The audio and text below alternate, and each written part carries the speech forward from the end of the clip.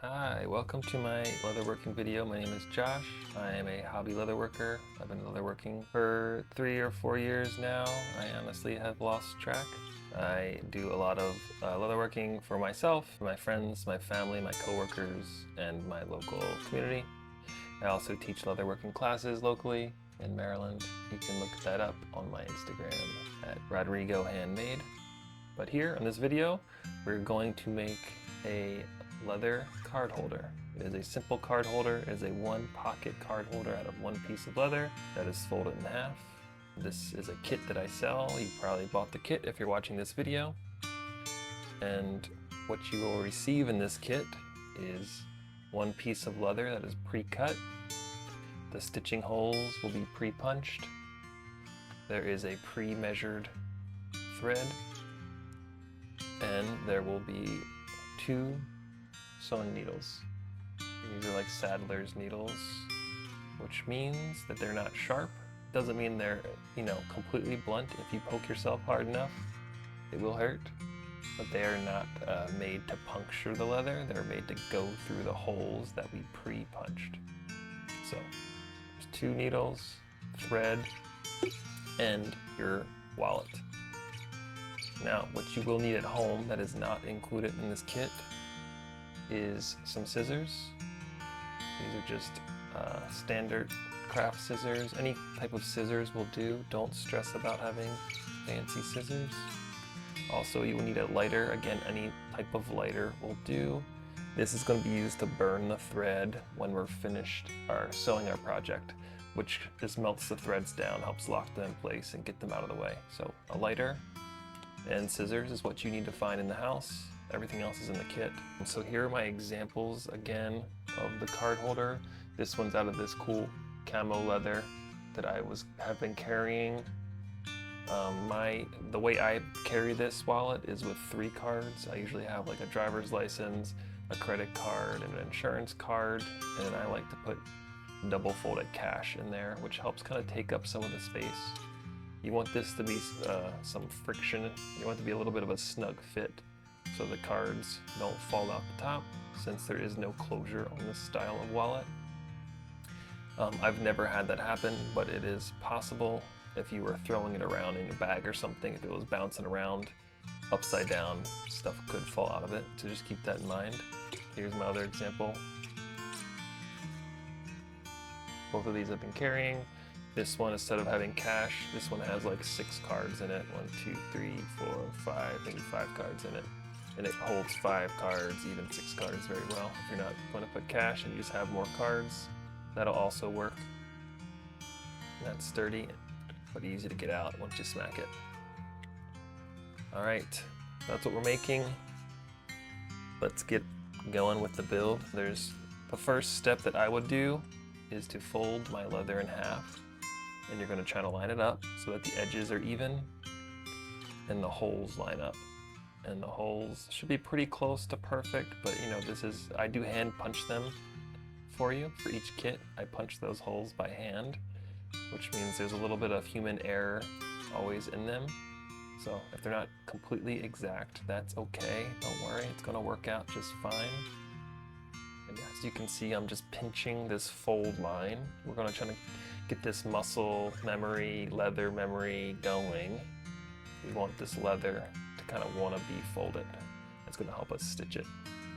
So just kind of pinching it. You don't got to like hammer it. You don't have to go crazy with it. You don't have to wet it. Just pinch on it, and that'll at least start the wallet kind of wanting to be folded. The next step, while that's sitting there, you could put something with weight on top of it. Again, it's not that necessary. But with our leather folded, we're going to unravel our wax thread. This is a 1mm wax thread.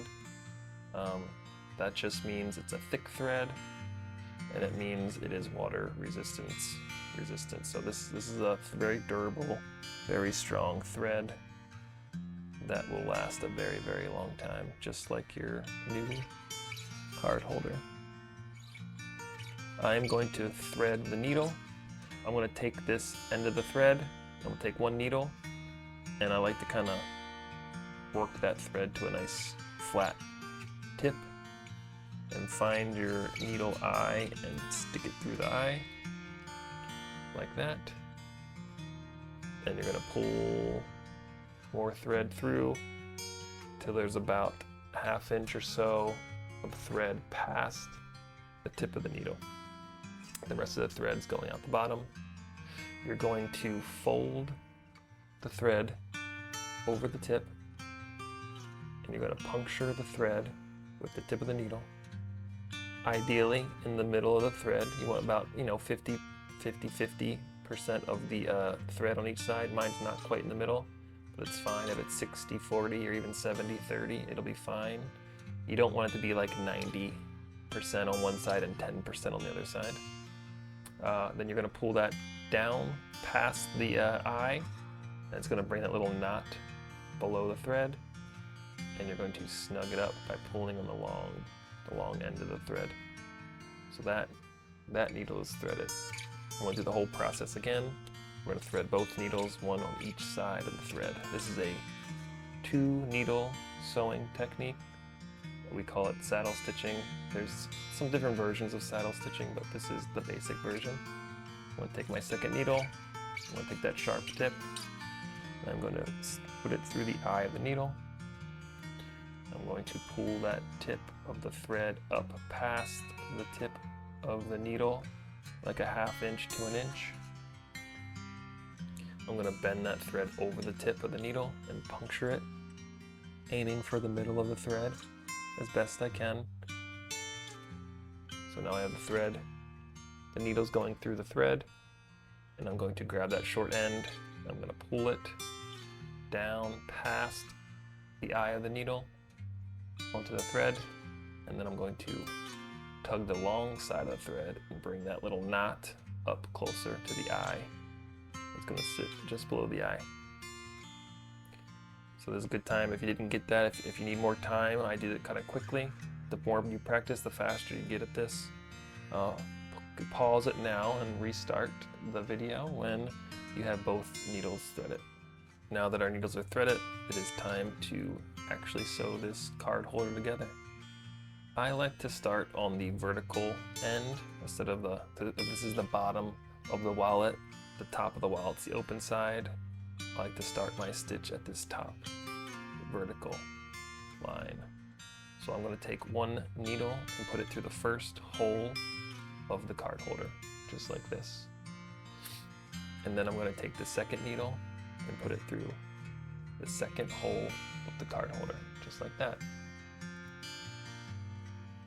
Now, I'm going to grab both needles and I'm going to pull them through those holes simultaneously, which can be a little tricky. If it's kind of hard, you can do one at a time like that. But once they're through, I want you to take those needles and line them up so they're right next to each other. The tips are right next to each other. Then I'm going to pinch my wallet in my other hand and pull those needles through until my thread is snug on the other side and my needles are still next to each other. So that makes it so that there is an even amount of thread on both sides. Equal thread on both sides. Okay? So that's my starting position. Both my threads or needles and threads are going away from me. My project is facing me. I see that little bend from hole 1 to hole 2. The needles are going away from me. Okay, I'm just gonna stitch from left to right. So my first hole thread is on my left, and my second hole thread is on my right. Okay. I'm going to take the first hole thread, my back thread, and bring it forwards. So I'm going to find that needle. Bear with me. I'm going to find that needle. I'm going to pull this second hole thread down a little bit to get it out of the way.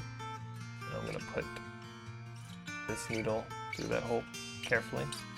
You never need to force a needle through a hole. It's more of like lining it up than jamming it through. Once it's through the hole, you're trying to do that without piercing the thread that's already in there. You're going to pull it through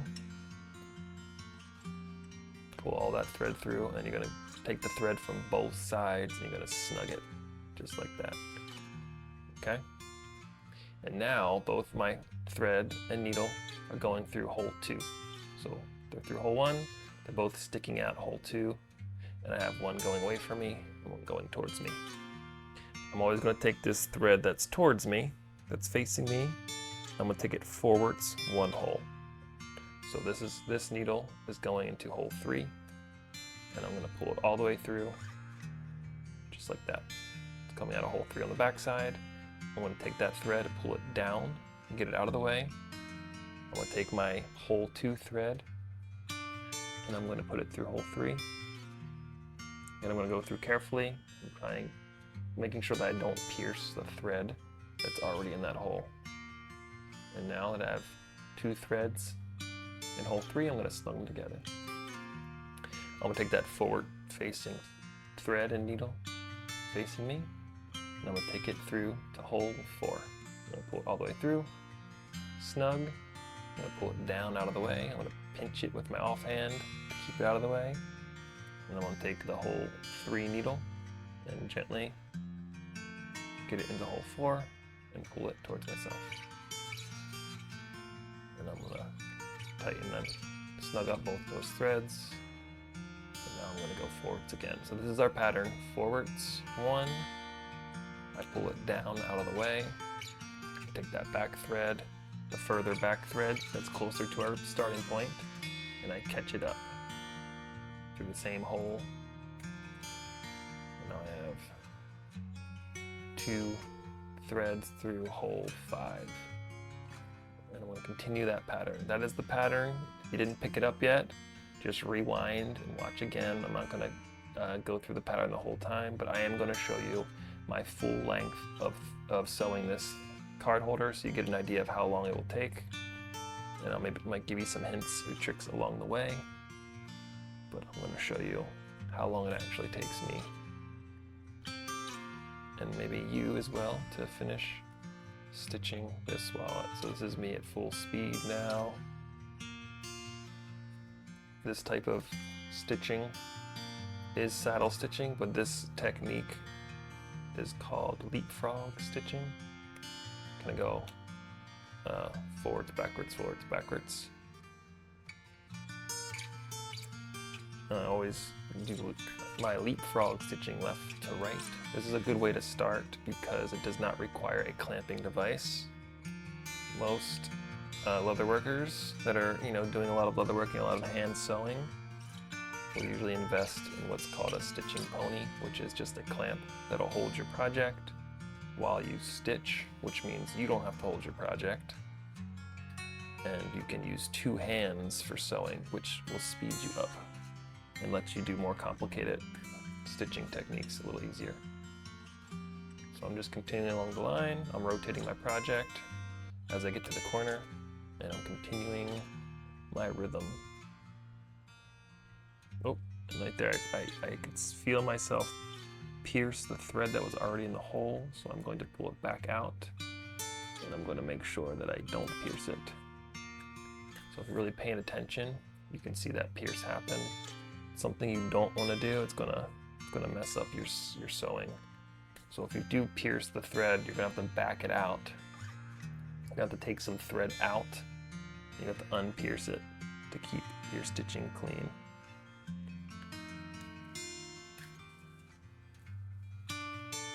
Going to pull that tight.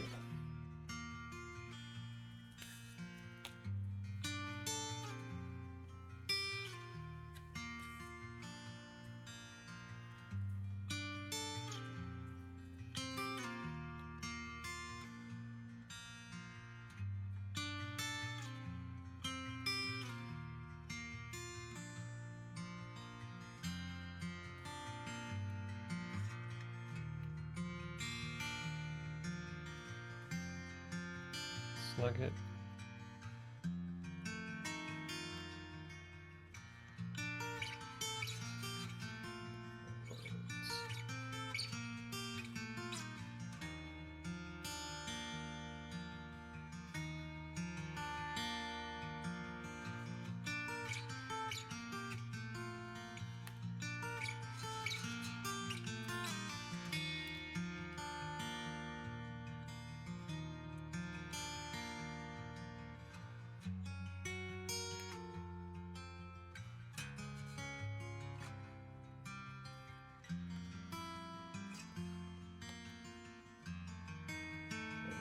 approaching the end of my stitch line.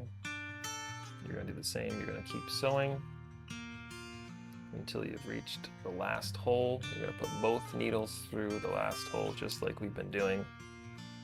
And I'll show you that. And if you're not there yet, you can go ahead and pause the video until you reach the last hole and get both your needles through the last stitching hole like this.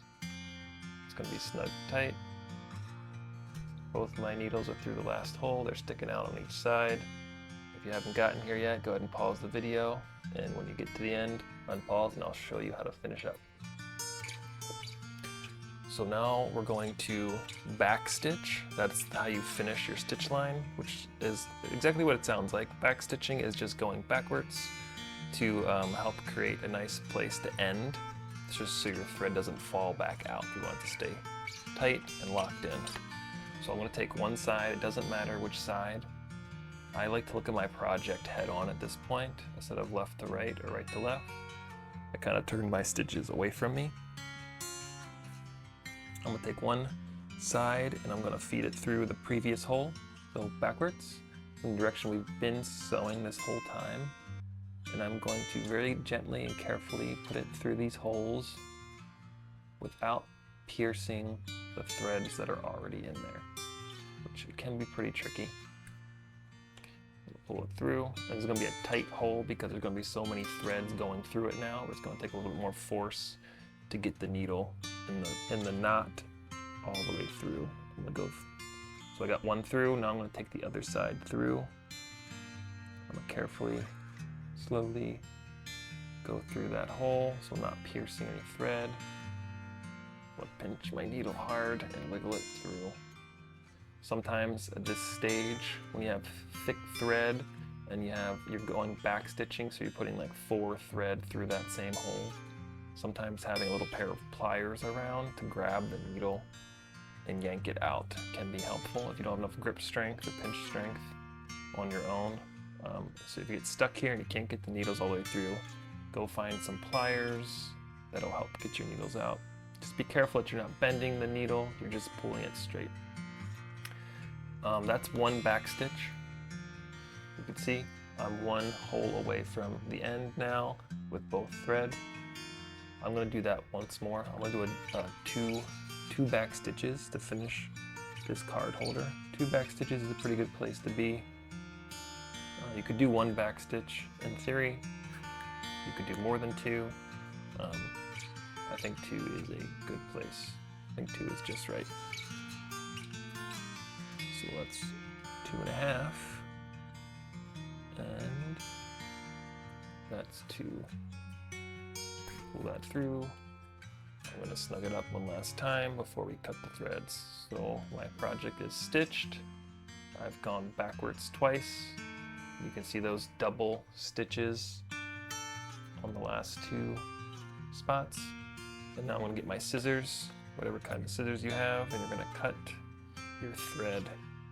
You're going to cut it pretty close to the wallet.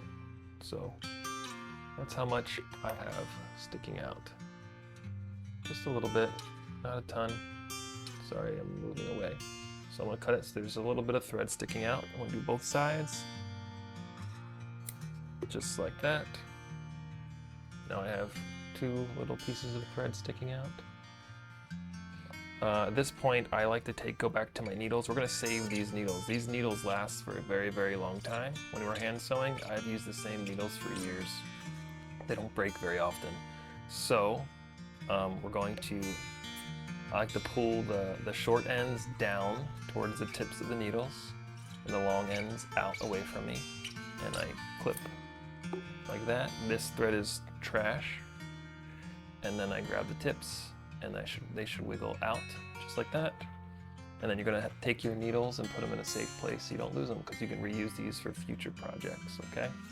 I like to keep mine on like a magnet. You can also, people keep them like corks. You could put them in a baggie or something. Just put them someplace safe, keep a hold of them. That is my needles. Now we're going back to the wallet or the card holder, whatever you want to call it.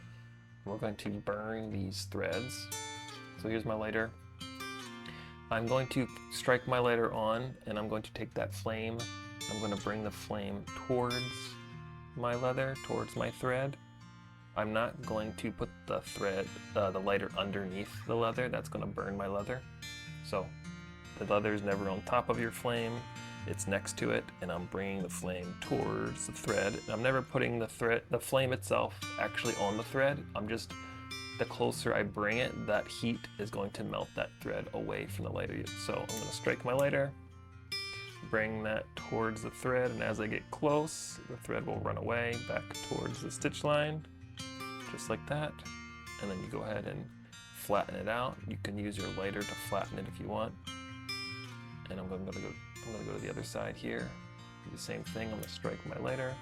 I'm going to bring that flame towards the thread. It's going to run away. And then I'm going to flatten it out just like that. Now you can see both of my ends are melted. There's one there, and I'm matching one on the other side. And they are flat and out of the way. Now, one more step. Depending on the leather you have, my leather has some like furries, some little furry strands kind of sticking out. Just kind of a loose grained leather. I'm going to take my lighter, just gently run it around the outside of my wallet really quickly and carefully. It's going to help get rid of some of those fuzzies. Obviously, whenever you're dealing with the lighter, you want to be very careful, but it'll just help get some of those fuzzies away. It'll give your wallet a cleaner finish. Not all wallets will have this problem. It depends on the leather you're using and how kind of fuzzy it is. All right.